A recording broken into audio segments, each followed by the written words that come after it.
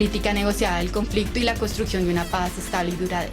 A mí me parece muy importante que el gobierno esté hablando de transición, porque eso implica una superación de un concepto reduccionista que es el de posconflicto.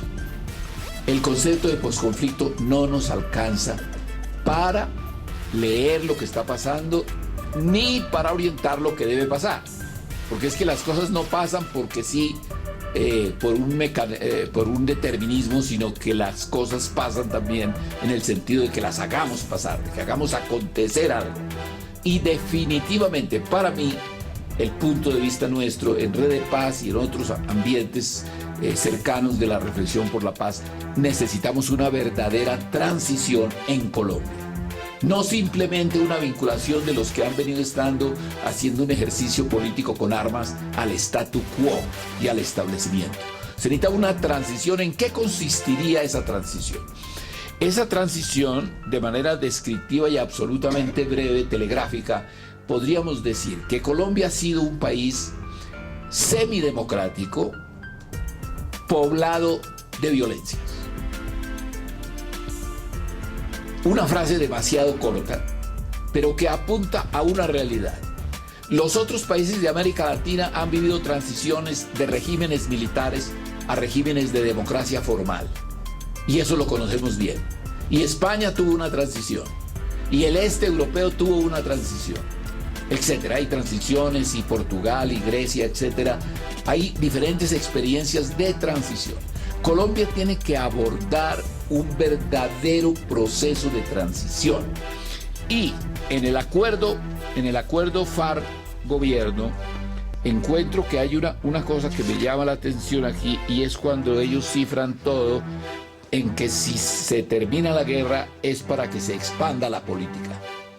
Indudablemente. Si no hay una expansión de la política, si no hay un florecimiento, uno podría decir, necesitamos un marchitamiento de la confrontación armada y necesitamos un florecimiento de la política. En todas las formas, de la cultura política, de los actores políticos, de la capacidad del país para manejar sus diferencias con la política. Porque si hay conflicto como lo ha sido tan grave y tan deteriorante durante décadas, es porque hay un déficit de la política. El conflicto no se traduce en guerra, sino cuando hay déficit de política.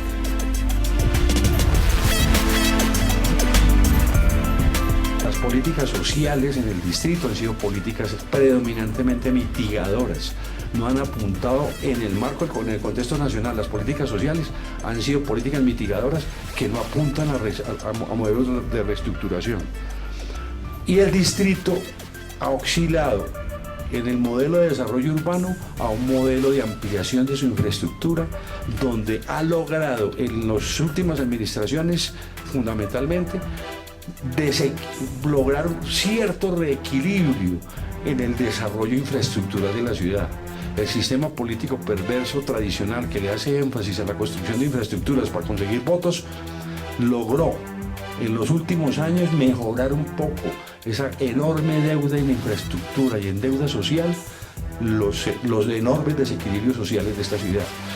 Sí, y eso ha mejorado, pero indudablemente la deuda social y de infraestructura con los sectores más vulnerables de la sociedad, a pesar de los énfasis constitucionales del 91, de énfasis en la pobreza, en la equidad, el desarrollo por los más pobres, etcétera, ese desequilibrio aún no ha sido superado y todavía dista mucho de superarse. Los enfoques diferenciales en políticas públicas me parece supremamente importantes. El enfoque de mujer, el enfoque a población LGBT, afrodescendientes, las minorías en esta ciudad y sus derechos. Ese tema es bien importante, el enfoque de género. Esos enfoques como transversales a las políticas y a los planes de desarrollo del distrito son claves, ¿sí? Esos son claves. El tema de las estigmatizaciones y la segregación que adopta esta administración también es un enfoque importante en las políticas de paz. Aquí hay territorios de la ciudad estigmatizados y eso no lo hemos podido superar. Todavía hay gente que le toca esconder la hoja de vida para entrar a trabajar porque vive en Ciudad Bolívar. Me parece muy tenaz, pues no pueden decir que viven en Ciudad Bolívar porque les dan trabajo. En esta ciudad ocurren ese tipo de cosas. Decir que yo vivo en tal parte, en tal territorio de la ciudad, y es estigmatizarlo a uno. Ese tipo de situaciones es un elemento bien importante. Nosotros, quienes estamos hoy conformando el Consejo Distrital de Paz, que después de 12 años, por fin se instala o hay la voluntad política de una administración de convocar ese Consejo Distrital de Paz, tenemos bajo nuestra responsabilidad, y así nos lo hemos propuesto, contribuir en la construcción de una política de paz para Bogotá. Pero fundamentalmente en una insistencia que creo que ratifica, digamos, esta intervención y la de Nelson y seguramente algunos consejeros que veo acá, es el tema de que el tema de paz y convivencia en Bogotá no es un tema policivo. De que el tema de la paz y la convivencia acá implica unas acciones por la reconciliación, unas acciones por reducir los conflictos, por el tratamiento de los conflictos en lo barrial. Y creo que un escenario fundamental está en el ámbito de la comunidad educativa. Hay que insistir más allá. El tema de lo que hoy se ha venido transformando como matoneo, digamos que son una expresión un poco más profunda de eso que ya existía y que de esa lectura que hacíamos en el 2000 y 2002, ahí hay que hacerle un tratamiento y hay que ser en eso muy creativos. Eso no puede ser con modelos ni siquiera probados. En eso hay que ser muy hereje, muy imaginativo, muy heterodoxos. Creo que hay que ser muy creativo, pero sí se pueden hacer cosas. Se necesita voluntad política,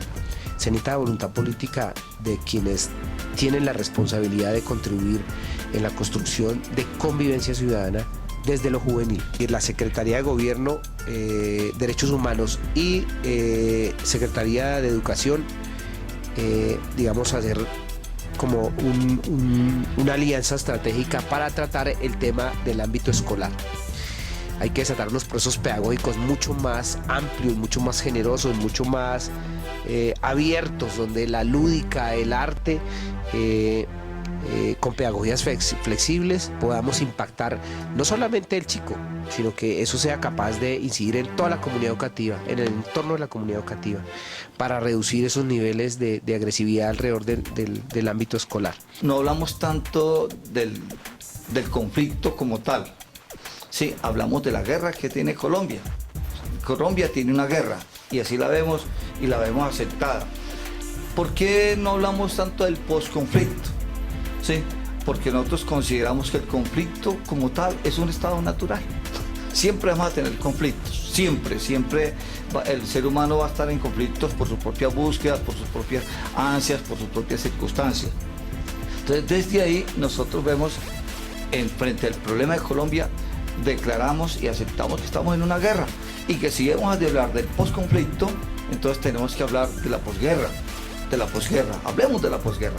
Es más bien como centrándonos en nuestra propia realidad, que me parece muy importante y lo saludamos y lo felicitamos, estos diálogos, pero tenemos que establecer diálogos internos desde nuestra vida personal, desde nuestros hogares, desde nuestras localidades, desde nuestros colegios y espacios donde nosotros todos nos desarrollamos. Muchas gracias.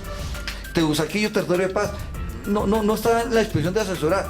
Nosotros acompañamos, nosotros vamos a estar ahí como diciéndoles a todos en qué podemos apoyarle. Por eso hoy Soacha, Territorio de Paz, también estamos tratando la mesa Territorio de Paz, ya estamos en Urabá asesorando un proyecto que se llama Urabá Territorio de Paz. De Barranquilla se dejó postulado en un diplomado de Diaconía y Paz, Barranquilla Territorio de Paz. De Armenia me están llamando.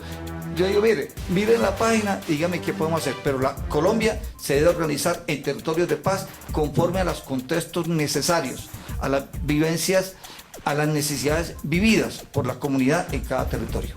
Estamos hablando de una sumatoria de violencias que convergen en la individualidad y en lo colectivo, frente a lo cual nosotros tenemos que diseñar estrategias. Y en segundo lugar, me parece, volviendo al comentario inicial, de que este es un laboratorio de paz. Y entonces, en la medida en que nosotros reconozcamos dónde estamos, podemos comenzar a mover iniciativas a favor de la paz que pueden a su vez multiplicarse en otra región. Muchas gracias. El conflicto social hoy en Bogotá implica la necesidad de que cada uno de los funcionarios que están devengando de un salario puntual en construcción de ciudadanía se meta la mano al considere, piense que su principal papel hoy es el ejercicio de construcción de una educación frente a la paz. Porque las víctimas somos los primeros que debíamos de participar ante La Habana o en cualquier parte del territorio colombiano. Pero somos discriminados, las víctimas del desplazamiento forzado.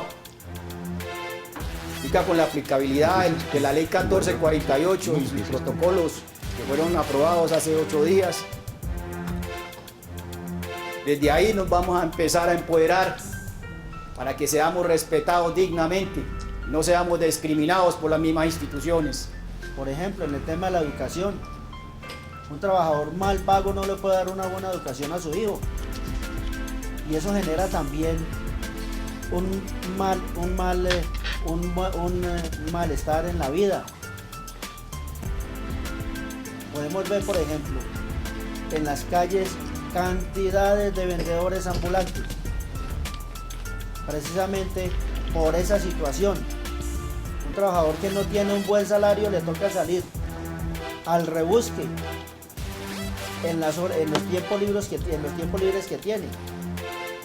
Pero además, después de que ese trabajador le toca salir al rebusque a la calle, es perseguido por las autoridades, es perseguido por la policía, por las mismas administraciones, y no hay